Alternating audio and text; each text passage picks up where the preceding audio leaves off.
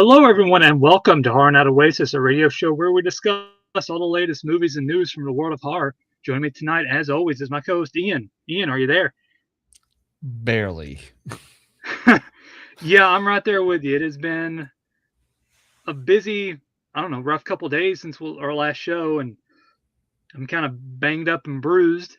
Um, and plus, the weather has been terrible here lately, and luckily but yeah, it's been one of those weeks, and we are on the cusp of our 400th episode, and I kind of wanted to bring up something because you mentioned it last week, and when we were remembering, looking back on stuff, and you were bringing up out of nowhere, you're talking about zombie ass, and just kind of something else came up where it was a death, and it kind of came a few days later since the show, and that was Yeah.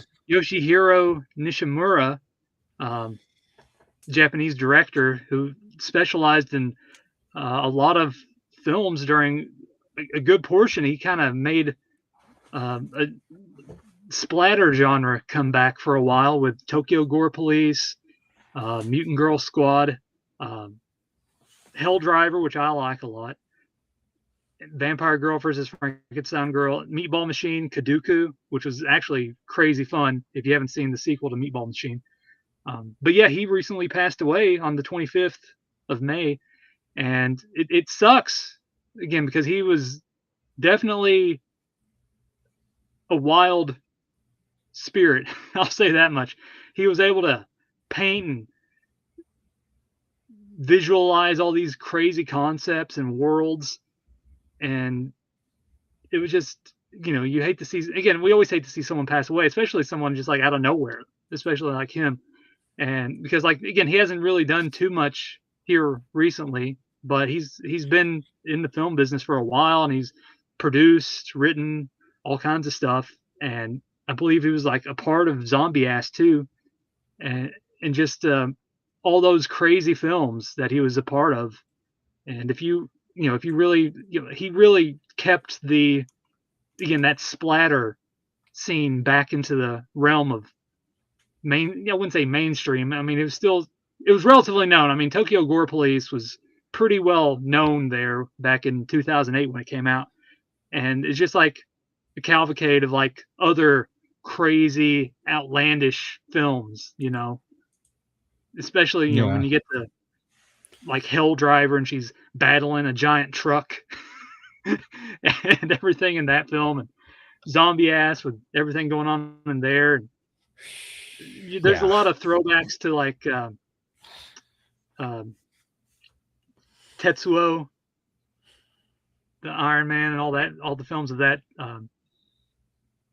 director as well. And it's just like, again, you hate to see it, and he definitely left a mark. There's a lot of crazy scenes, especially in Tokyo Gore Police. There's the chair scene, the alligator woman. There's just like so many, just like almost like fever, nightmare fever fuel those films have. It's just like that is a wild concept, and somehow he pulled it off. But Yeah. you hate to see him go. But Ian, I don't know if you've watched everything, but I'm pretty sure you've seen a few. I've only seen a couple.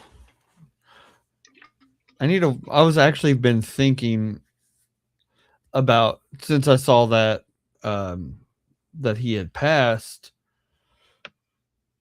it got me to thinking. I was like, man, I am really behind on um my Japanese horror movies. It's like I really need to start watching those. But yeah, I mean, it's really sad that, that man passed, but like the legacy he left behind is a massive one, and I think that he will influence a lot of directors that are coming out now, and I just think it's going to be, you know, people are going to be paying tribute, especially now that he's passed away. And I can't wait to see that kind of, what movies are inspired by him and going down the journey. I might just start with his films, just to pay an homage to his legacy. And Yeah, he was like the Shinya Tsukamoto of like the 2008, that, early, mid thousands era, because again, Shinya did all the steampunk 80s stuff. He did Tetsuo the Iron Man, 964, Pinocchio. The Arrow came out with a big box set with like most of his films. There's what was it? I forgot it was the one about the woman, and she was like, her baby was disappearing, and like she was seeing like she was going around trying to look for it, and then she saw a double of herself, and that one was actually pretty solid. I forgot the name of it, but like Kyoko or something like that. I don't know. Trying to look, but it is, again, like as you said, like there's definitely an influence, and like you don't really have those often, where like they just take something and run with it, and it like becomes well known, because again, that period of time was just everyone was talking about Tokyo Gore Police, Meatball Machine was thrown in there, but again, he came around to do the sequel, and then like Vampire Girl versus Frankenstein Girl. There's just like Robo Geisha, just all these crazy outlandish films. What was the other one?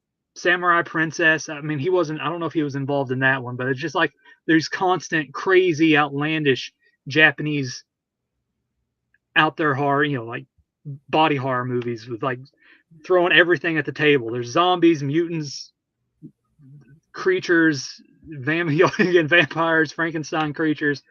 Dead Sushi, the one about killer sushi. I mean, there was nothing. There was just like a constant barrage of those films, and like he was like the one that just like brought it to a new level of like now everyone's following in the footsteps, because there was just like everything was just like, what outlandish thing can we come up with next, and just to be something, be the innovator of that. I mean, not say an innovator, but like bringing something back to relevance, and then just like everyone following in the footsteps of you. It really shows. And like, again, all those films are pretty fun. I mean, Dead Sushi's hit or miss. But I really dug like Hell Driver. I mean, if you haven't seen Hell Driver, I do suggest going out and checking it out, because that one's wild. I mean, like I said, it has like zombies, a body horror, giant killer truck. It has everything in that one. But yeah, it sucks that he passed away. I'm trying to think. I'm still trying to get that other film. Kotoko is the one I'm thinking of, with the one where I believe she's seeing doubles of herself. But yeah, that one's actually pretty solid. But yeah, I just wanted to bring that up because you just mentioned Zombie Ass on episode 400. Yeah, that was. Yeah, when I noticed that, I was like, man, I just literally was talking about this, and I was like, maybe I had like a sixth sense about that. Yeah, because his work, his special effects work, is again a sight to behold. Because that is just some outlandish, monster effects, creature effects, gore, splatter, arterial spray. I mean, it is just up there, and it's definitely one that you need to just like take in and just like revel in its grandness, because it is an art form, and just to be able to produce and make all that happen. I mean, you have to be really good at your game, and again, he was really solid at what he did, no matter the film, even if the film wasn't that great. I mean, his special effects were on point. Yeah. But that's all I really wanted to say. I hated that he passed. And again, I don't know the cause yet. If it's known, I didn't see it. But again, I just wanted to bring that up. And without further ado, get into our final film for tonight's Monsters Day Marathon. And it has been a wild ride. Before me and Ian got on air, we were having a sort of a back and forth discussion for something later on in the show. And each one has its special moments and pros and cons, but that's a little later. But we decided to end off with Monster on a Plane. Came out, I believe, a couple years ago, 2024. And Monster on a Plane, man, this one, the story isn't really too much, to say the least. So we start off with a couple at a place called Mermaid Lagoon Island. And they're having fun, making out, doing things. And that causes them to come across a certain thing because the girlfriend of the couple sees another woman behind the boyfriend, and that throws her off. And of course, they soon get attacked.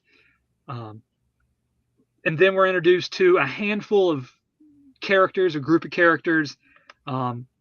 Honestly, they have no really crucial semblance to the plot. We're introduced to the pilots, the pilot, the co-pilot, the stewardesses, and then all the passengers of the plane. And we have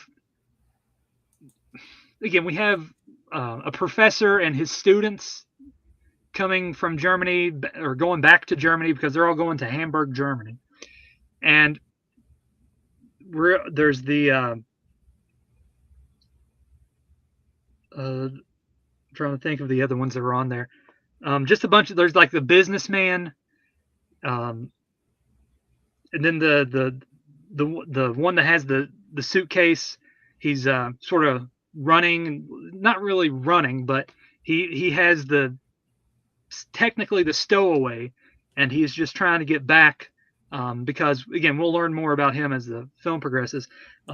Very little, but we get a little bit of backstory. And so it's just like a superfluous amount of characters.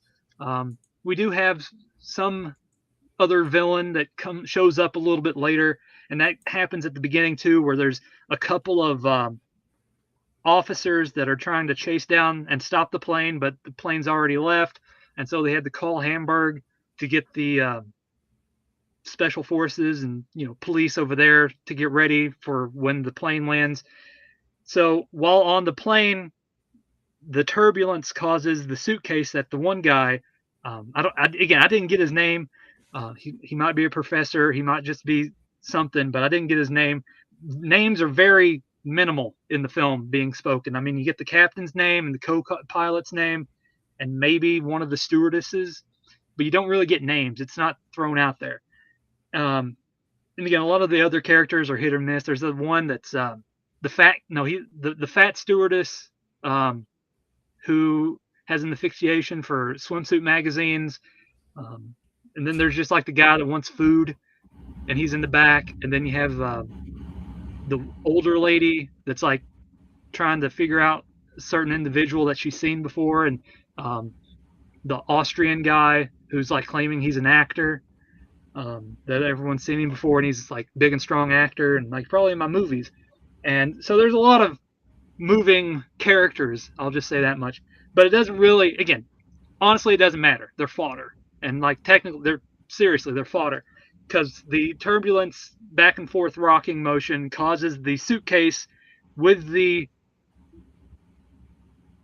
creature or monster to get loose and run amok around the plane, in the cargo bay, in the aisle, of the plane, in the cockpit. He's everywhere. He's just like, wherever the monster is needed, he's there. And that's, again, I don't want to get too much into everything just yet and the spoilers, but I'm just going to stop there because there's really not that much else to really sink our teeth into about the gist of the movie. That's pretty much it. Like, people are on a plane, it escapes, it starts attacking people in various ways. And we'll get into that when we get into a little bit of a spoiler episode. Details. Overall, the thing is, this is just mainly a monster showcase. if you really want to go into this, just go into it for the monster, because that is probably the best thing this film has for it. The monster puppet is solid. If you like critters, it's basically Critter on a plane, um, and that's basically the gist of everything. It's Critter on a plane.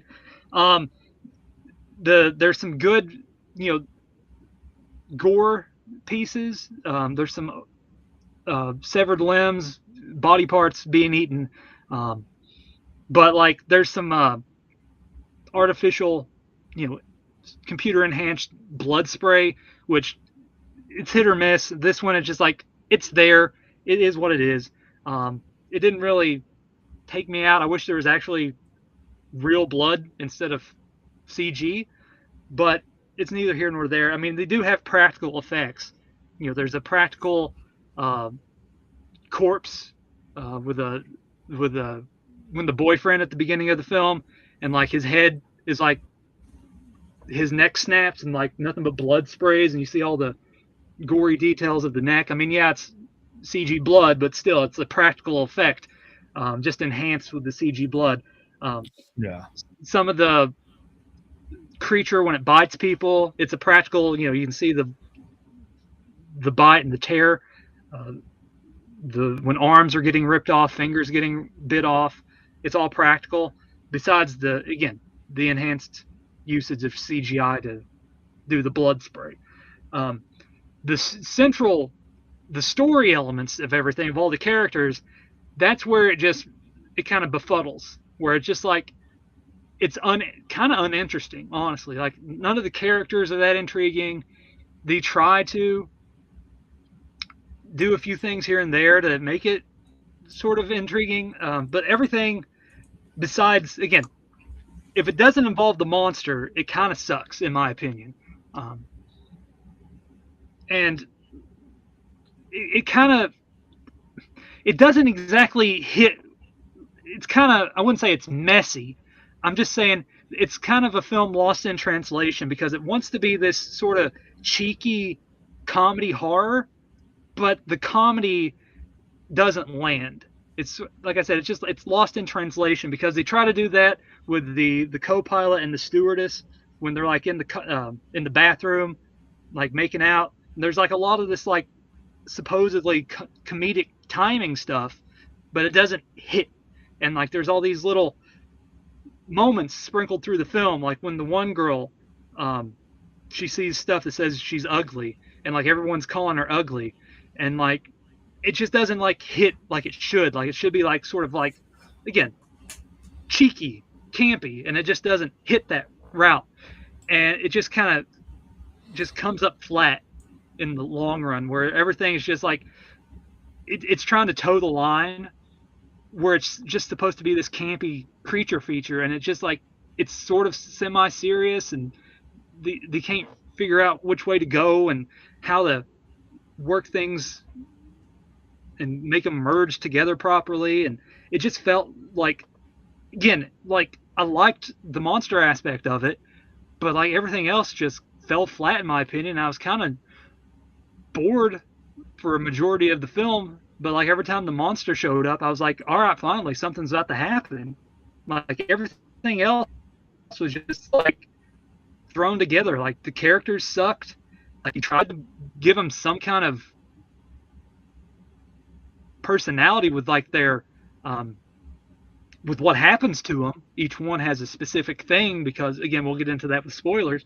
Um, but it's just like I, I enjoyed that aspect. It's just like it's just very plain Jane, just like, you know, like a hijacking movie set on a plane. You know, just like it's like it follows the same beats, but like they do the creature, and the creature just like it makes everything better once it comes on screen. Um, but Ian, I'll stop there, and then I'll let you have your turn, and then we'll go back and forth. Yeah, no. There's not really much to talk about with this movie because it's just so simplistic. Um, you know, uh, the acting in this movie wasn't great. But it's uncorked, so to be expected. Yeah, I think that's another thing too, where it's like it was lost in translation because it was a foreign made film. Yeah. And the jokes all felt forced. Like that professor was trying to make a joke about his wife being dead, and I was like, "What? That was supposed to be a joke?" And then because the way he said it, it was just like it was probably wasn't even the jokes. It was the like the poor tone usage for these jokes was where I think it failed. Like, and that guy was like, yeah, when they fart, you hallucinate. When it farts, you hallucinate. And I was like, that makes zero sense. I was like, okay, yeah, if you smell it, you hallucinate. It's like, then how is it controlling the hallucination? Yeah. I don't know. I was just like, okay, so I thought it was a shapeshifter. It kind of was and wasn't. I was very confused about what this thing was by the end of the Yeah, but movie. it was just some animal that he found on Mermaid Lagoon Island that he just, Yeah. again, you had to have that beginning set piece for some reason. I guess to like, oh, that's where he got it from. But I don't know. Yeah. And that's just like he's like, I named it after my dead wife. It's like, okay. This was not the best movie, but I think I had the most fun with it just because of how bad it was. Like that one guy with the mustache that was like hitting on everybody, and I was just like, oh my god, these they're characters, all right. They're just a little out there, but I mean, it was a little fun just making fun of it while I was watching it and just like watching like, oh, what weird shit is going to happen next. And it actually kept me like fairly intrigued for most of it just to know what like where it was going to go, just with how like goofy it was being. Like they see when they're in the bathroom and they see the creature and he goes coochie coochie coo. I was like, that thing is horrifying, and they were like treating it like a dog, and I'm like, first off, the animals aren't supposed to be in the bathroom. And Yeah, how did it get in the bathroom? exactly. And it didn't fart. It was Yeah. just normal. Yeah. And I was like, I love this little thing. I It's been a while since I've seen a creature that I like. God, that came out of nowhere. But I've seen a creature like something like you would see in Critters, and I was just so excited about that because I love Critters. I think those little monsters are adorable, and I got so excited when I saw it, and I was like, "Yes, a Critters monster! Let's bring these back." Yeah, that's the one. Again, like at least it was a practical creature, monster puppet. And I like again, it wasn't no CGI crap. It was like a full on puppeteered monster, and I like that. Again, that brought it up in my opinion. But it just Oh, like again, like some of 100%. the wraparound and everything else, the characters was just like just not there fully for to embrace the tone of the monster puppet.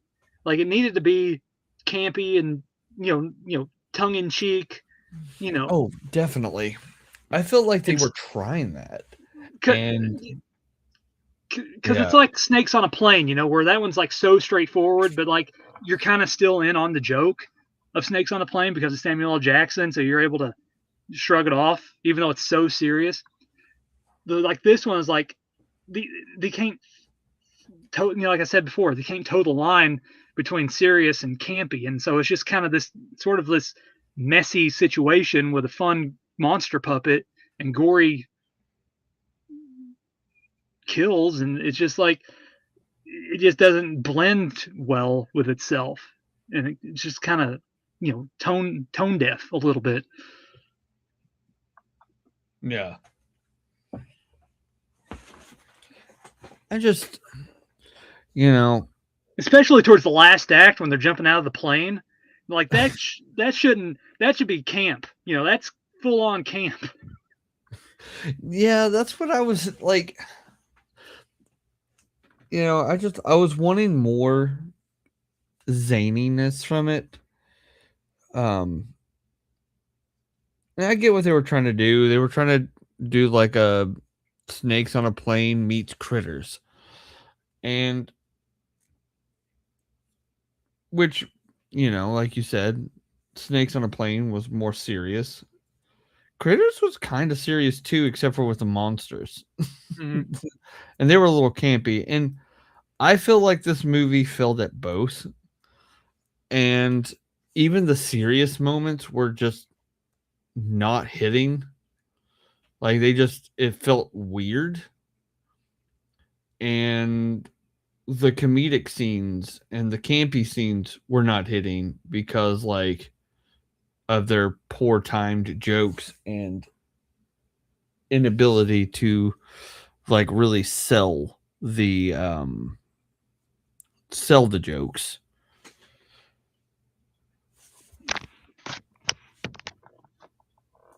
But yeah, yeah. Go ahead. Oh no, I was just saying, it's just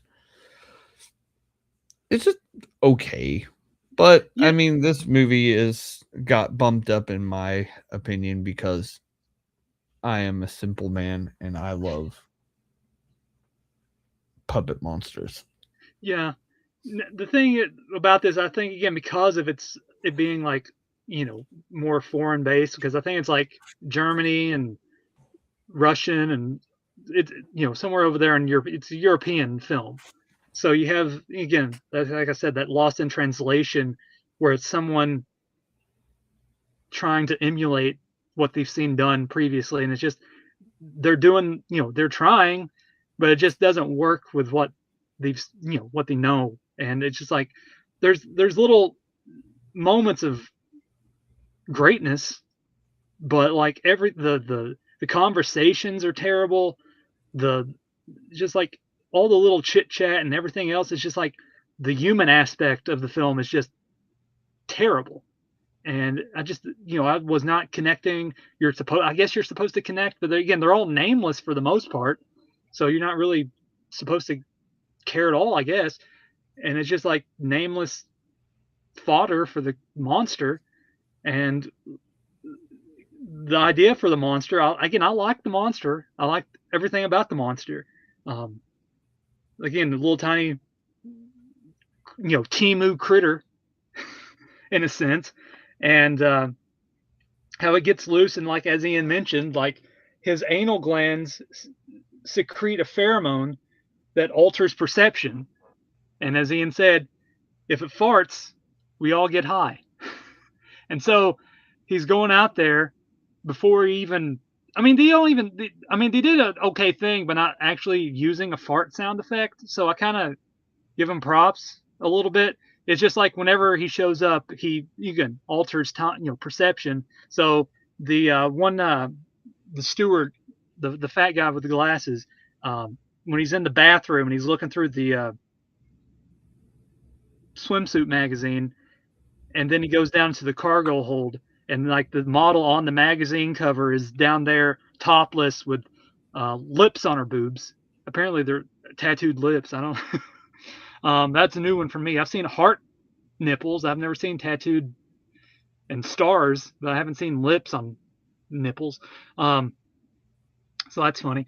But yeah, she's down there, and she he's like fondling her, and then like they cut to it, and it's actually the monster. He's like rubbing its mouth And so like there's like cheeky moments like that where it's supposed to be like, see, that's supposed to be funny, that's supposed to be tongue in cheek, and like the rest of the movie just doesn't work with it. Like he does that, and then the farting aspect of it, and then you have, again, going into spoilers, is they're going after the two officers at the beginning are going after this killer, and like he's going, he's trying to make people believe him, and like that's where the old lady, like, I've seen you before somewhere on TV, and like that's like the whole second act of the story. It's like they're fighting off against the monster, but then there's also this killer on the plane, and so they're all fending off two different entities altogether, and like that's cool. I mean, like it tries to throw something else in there, but like you don't really have any interactions with the killer and the creature except for like the very last end when like the battle's almost over. Like he's trying to escape the plane, and like you see him, like, oh, I'm out of here, and then he's gone. um, and there's just like moments like that where like they could have had a fun moment, but like that scene with him, the killer and the creature, was like basically the pilot and the creature instead. Like, I'd like to see, monster versus monster, like a killer, serial killer versus a shape-shifting monster, when he got big, because the monster does evolve into the film later on in the film into a bigger creature. So yeah, he doesn't really have any interactions with it when he was a small creature, but only when it turned into a bigger one. It's very, very small, so it's kind of a missed opportunity. And then like the way that character dies is, I mean, it's supposed to be campy. Like I saw it coming a mile away, but I was like, that's gonna happen. But yeah, like they kind of throw in the towel a little bit in that regard. A bunch of, again, all the other characters. There's the one scene where like everyone's in the cargo bay, and like we got to save them. We got to go down there, and like we can check on them with our camera, and they look at the camera, and they're all just dismembered, and like I gotta go save them, like they're already dead. Like just things like that. Like it could have been a little bit more. It could have had a more of a punch to it, like comically, but it just kind of falls through the fingers. But yeah, like the conversations and just like the delivery on a bunch of stuff, like they could have done a little bit more with like the creature and his pheromones and like what people do and see in that regard. It's just like kind of here and there, like whenever it's used, it's just there as a means. Like you said, like in the bathroom, they don't do it. It's just a normal monster. In the cargo bay, when it's attacking everybody that's decided to go to the cargo bay, it just dismembers them. It's just very used in between. It made the one girl, everyone was like saying she's ugly, even though I like, okay, how is that attacking? Like, how is that using it against you? I don't exactly know what the pheromone does. It either shows you your worst fear or your most desired want. And I just like, there's like a weird in between there of like, how does it, again, you're high, so I guess it doesn't really matter. But it's awful when you get high and people are calling you ugly for no reason. Yeah. And while another guy gets to fondle a naked chick, it's like you're kind of juggling what this thing can do. But right. And I just that naked chick scene, that was just weird. Where can you help me find my dress? It's right there. Oh yeah, here it is. Never mind that. Just come here. Like, what's the point in that then? Like, what was the point in any of that? It was just like, just made no. Some of this choices just made no sense. yeah, like when the one guy has a fire extinguisher and he hits the monster, and then the monster turns into a female occupant, and like, what'd you hit me for? And like, oh, I'm sorry, I didn't mean to. And like, dude, you just, you know, like some of that's just like, again, it's supposed to be comedic, but it just doesn't land. I thought for a second that maybe the monster can manipulate other people. See, that's where it makes no sense. Because if it was a hallucination, then this thing can control what people see. But and I really thought it was just like he actually like hit the girl and that creature just made them see it, and I was like, oh, that would be so good, then you couldn't trust anyone. Yeah. No, they didn't go that route. No, and the other scene with the co-pilot and the stewardess in the bathroom, and like before the creature even shows up, her eyes turn red for some reason. Like that was out of nowhere, and it doesn't make sense to anything because they get killed afterwards. Like, what was the point? Was she? What's wrong with her? Why is her eyes red all of a sudden?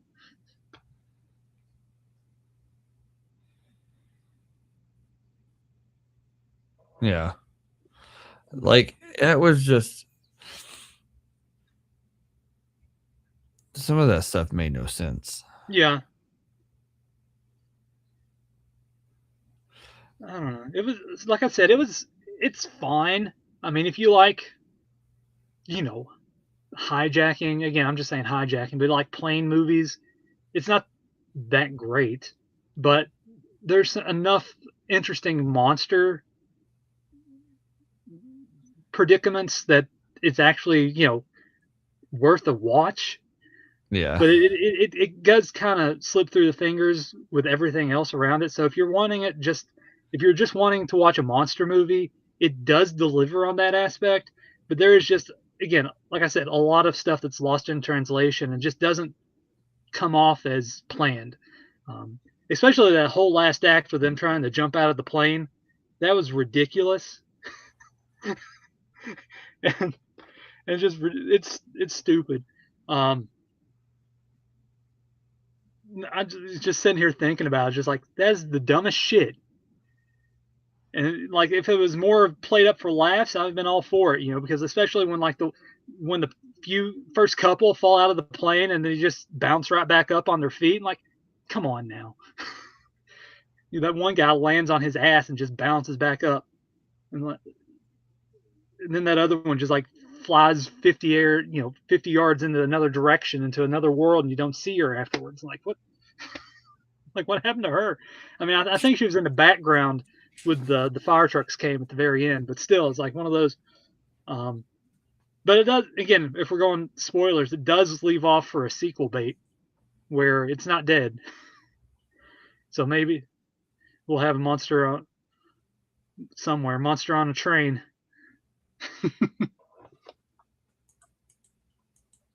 Yeah. Hey. It has. Go ahead.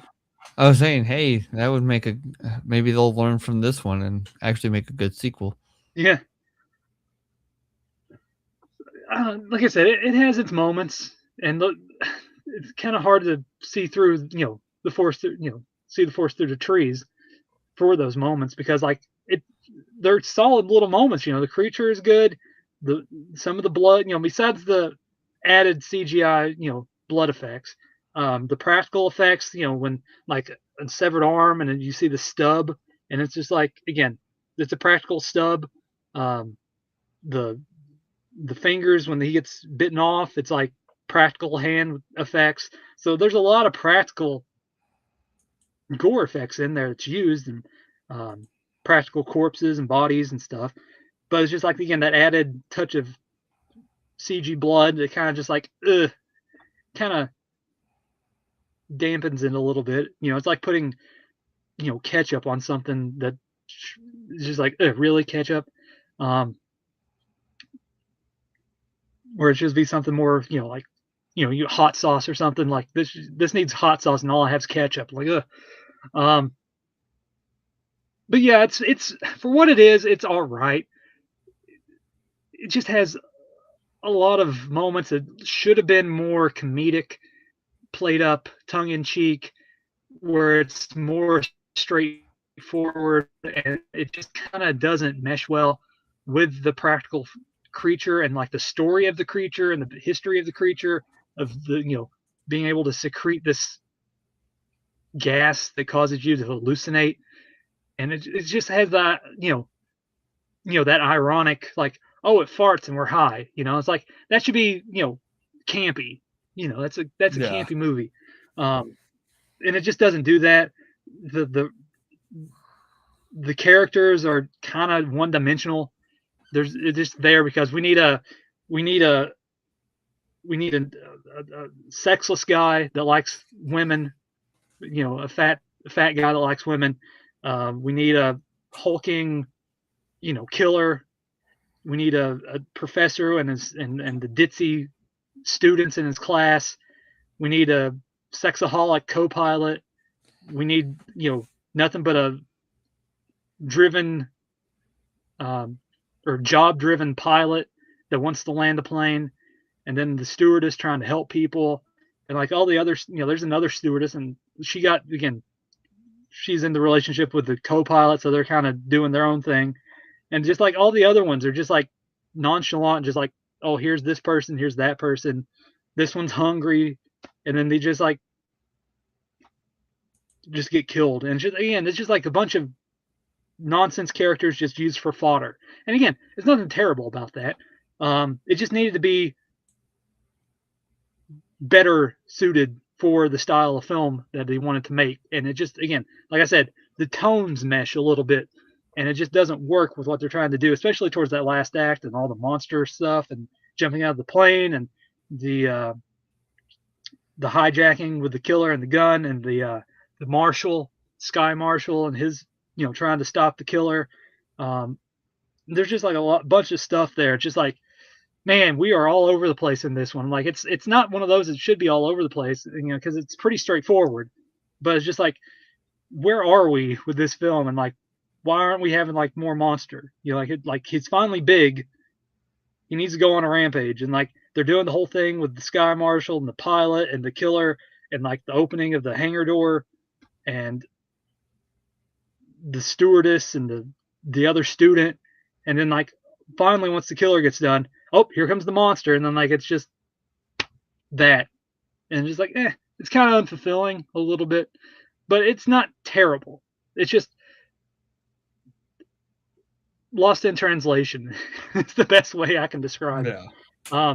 Ian, what's some of your final thoughts before we call this an episode? I kind of think we just talked the whole movie about. I don't think there's anything really left.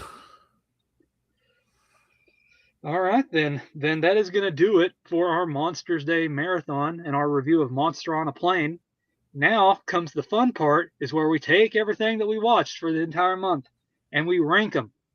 And this one, like most rankings, it was kind of difficult because looking back, each one has their good parts and their bad parts, their pros and their cons.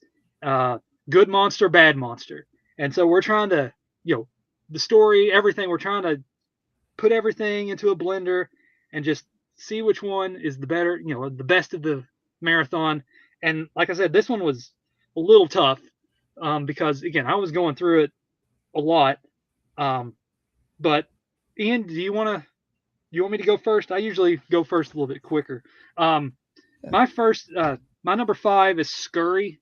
It's the first one we reviewed, but honestly, everything after Scurry was technically better in my opinion, because Scurry was just two people having arguments in a tunnel, and then you have monsters at the end of it, and they're not there. I mean, they're there, but it's just like it's just not as gripping as it should have been about two people trying to survive. They're always butting heads. The monster itself, the little cricket monster, was okay, but it just didn't really do that much. And it just didn't, again, the whole film just didn't really pull me in as much as it should have for a closed, one setting type movie. So Scurry's number 5. My number 4, again, I was really going back and forth with 2, 3, and 4, but I went with Bait as number 4 because, like, with a little same with sort of like with Scurry, like it had like good moments, and like I like the family dynamic and the reasoning for the monster, but they didn't really do much with it. And he comes and goes in and out of the door, and it just didn't really leave me. Like, again, I like parts of it. I like the family dynamic, but it just didn't really pull me in. And the monster was not the greatest. I mean, it better than one of the films, of course, which we'll get into. But yeah, like Bait, like again, it's just one of those perfectly serviceable watches. Doesn't really do anything terrible. It's fine. Um, my number three, I really wanted to put this as number two, but I just really can't because of reasons. And that's Sacrifice. Like Sacrifice, honestly, was number two in my opinion. But I just looking at it as a whole, there's a lot of issues with the film, and I just can't see going above anything other than three because I enjoyed the story aspect. I love the Aztec god aspect. I love just the story in general was like it really pulled me in. And I really wanted more, and I like the lore building of the Aztecs and going down into the tunnel and the drilling. But you have the poor, the shoddy CG uses, like it was shot on a 2000s era PC. The monster itself, Quetzalcoatl. It was a PS1 N64 graphic, computer graphic. It was just not good, and there was very little of it. The ending was rushed.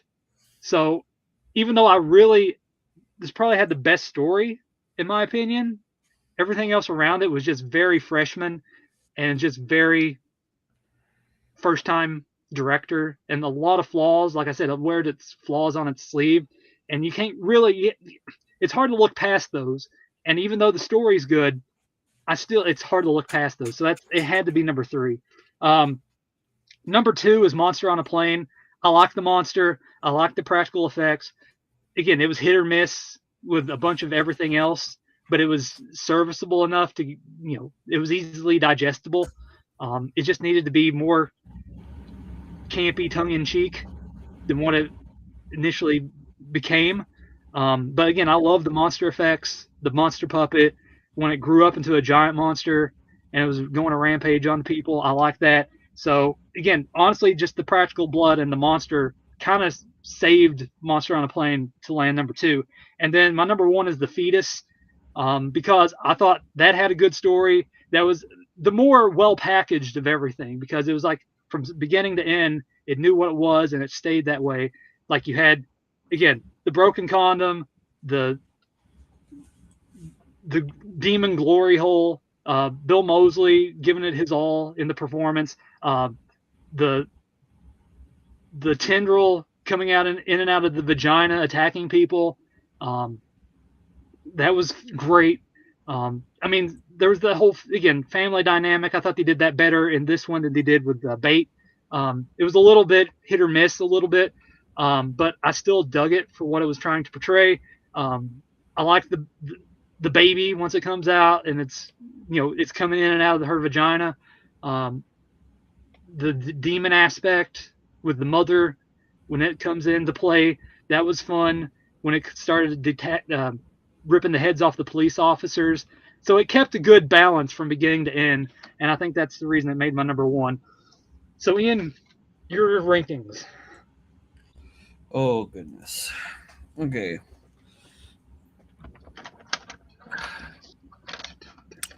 I base my rankings a little differently. My number 5 is Sacrifice, mostly because of the fact that like it was not a bad watch, which most of these weren't. There was quite a bit of flaws. I did enjoy the story, but like the monster was hilarious, but like it didn't really wow me all that much. No, honestly, it is the worst monster on the list. I mean, at a technical standpoint, it is the worst. It is. It's not. Wasn't even just the monster. It was like the there's a lot of like dead zones um and I was just like, I wanted them to focus more on the Aztec god stuff, but it's not a bad movie. I mean, but it wasn't my favorite. Number 4 would be Scurry. I did kind of like the whole like them just trying to survive and talking about their lives um but I wanted them to focus more on the fact they're being chased. I felt like that would have been, if they would have just leaned into that more, I feel like the movie would have been so much better. If we had like a real sense of like danger and threat other than just like a here and there kind of thing. Easily these both could have been flipped in my opinion, because it's kind of hard to pick when it kind of like with these kind of movies. I chose Bait for number 3 because I did enjoy the family aspect of it, and I did like the story about how the monster, like what the monster was, and like how far would a parent go for their child, and I kind of liked that because we got to see it like in both directions, like from different narrative perspectives, and I enjoyed that. I thought it was a pretty decent story. I thought the monster looked okay. So yeah, but my number 2 is The Fetus because, frankly, anybody that sticks their dick through a hole and fucks a devil, a demon, is like, that's got to be up there. Yeah. That's got to be way up there. But Monsters on a Plane became number 1 just because of the critter. Like I that is probably going to be the most memorable out of all of them, simply because of how much I enjoy that. Plus, like, it was so bad, but like this is one of those movies I would have loved to watch in a room full of people drunk, because of just how bad it is, and just like the sheer absurdity of like the jokes they're trying to make and the cringe. I'm like, okay, this is gonna stick with me for a little bit. That's why I put it at number 1. I'm a simple man. Yeah.